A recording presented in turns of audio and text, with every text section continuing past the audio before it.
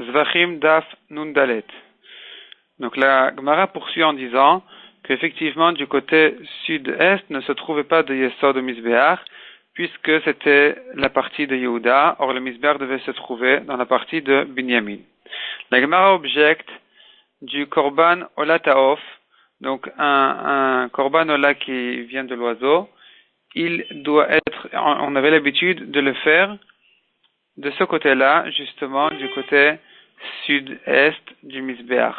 Si on dit, demande la Gemara, qu'il n'y avait pas du Yesod là-bas, il se trouve que le sang de la Melika, le sang du Korban, il atterrissait sur le sol de la Zara et même pas sur le Misbéach.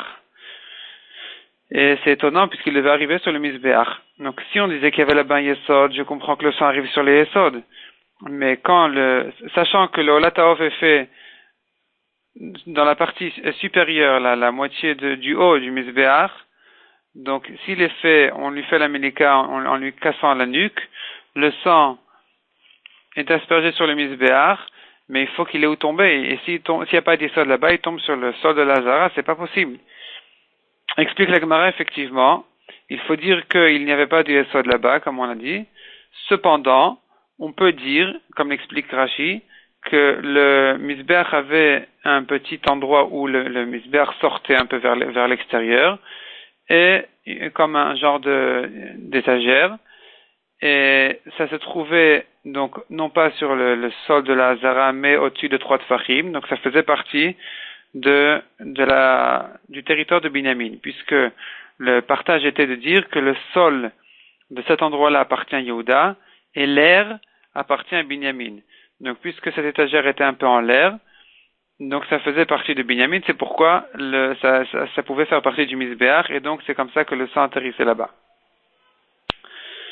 Ensuite, la Gemara ramène une machloket entre Rav et Lévi. Que veut dire de dire qu'il n'y avait pas de Yesod du côté sud-est? Selon Rav, il n'y avait pas de Yesod du tout, donc le Misbéach n'avait pas de marche là-bas, de base. Selon Lévi, physiquement il y avait, mais on pouvait pas mettre là-bas les sangs des korbanot, puisqu'il n'avait pas la kedusha du Misbéach, puisqu'il appartenait à Yehuda et pas à Binyamin. La Gemara objecte par quelques Mishnayot et Braitot, on pourrait prouver que le Yesod se trouvait de tous les côtés du Misbéach, et la Gemara repousse toutes les preuves, jusqu'à que la Gemara elle ramène encore une Braïta qui explique de quelle manière il fallait construire le Misbéach, et apparemment ça voudrait dire que le Yesod se trouvait aussi des 4 côtés, et la Gemara repousse toutes les preuves. Ensuite, la Gemara conclut le sujet en ramenant l'histoire de David Ameler qui est allé chez Shmuel Hanavi pour étudier la question où construire le Beth Amikdash. Et puisqu'ils ont vu dans la Torah que le Beth Amikdash se situe à l'endroit le plus haut de la terre, or Eretz Israël est considéré comme l'endroit le plus haut du monde, et Yerushalayim se trouve à l'endroit le plus haut, non pas Yerushalayim, mais il cherchait quel était l'endroit de Eretz Israël qui est considéré comme l'endroit le plus haut de Eretz Israël, et en voyant les psukim de Yoshua, où les psukim ont décrit le partage de la terre entre les Shevatim, et à propos du Shevet Binyamin, c'est le seul Shevet où c'est écrit tout le temps que la frontière monte et monte et monte et monte, et donc ils ont compris de là qu'on considère le Yerushalayim comme l'endroit le plus haut de Eretz Israël. Mais cependant, ils n'ont pas construit le Beth Amikdash à l'endroit le plus haut de Yerushalayim, qui s'appelle En Etam, une certaine source de Etam. Ils ont décidé de baisser un petit peu le Beth Amikdash et ne pas le mettre à l'endroit le plus haut, puisque c'est écrit à propos de Binyamin, Ben Ktefav Shachen. La Shrina réside entre ses épaules, donc pas sur sa tête, mais entre ses épaules, qui est un peu en dessous de sa tête. C'est pourquoi il fallait baisser un petit peu la hauteur du Beth Amikdash, c'est une raison.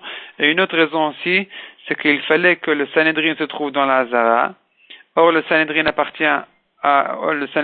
doit se trouver à l'endroit de Yehuda, qui sont les rois, qui sont le Sanhedrin. Et donc, si on faisait le Beth Amikdash le plus haut, à l'endroit le plus haut, alors ça ferait que, puisque la taille du Harabait, du Beth Amikdash, était une taille très précise, et donc le Sanhedrin serait resté à l'extérieur du Beth Amikdash. Donc de manière à rentrer le Sanhedrin qui doit être dans le territoire de Yehuda, dans le Beth Amikdash, on était obligé de baisser un petit peu la hauteur du Beth Amikdash, de manière à ce que le Sanhedrin reste au Beth Amikdash, et tout de même, le Beth Amikdash serait à l'endroit presque le plus haut de Yerushalayim.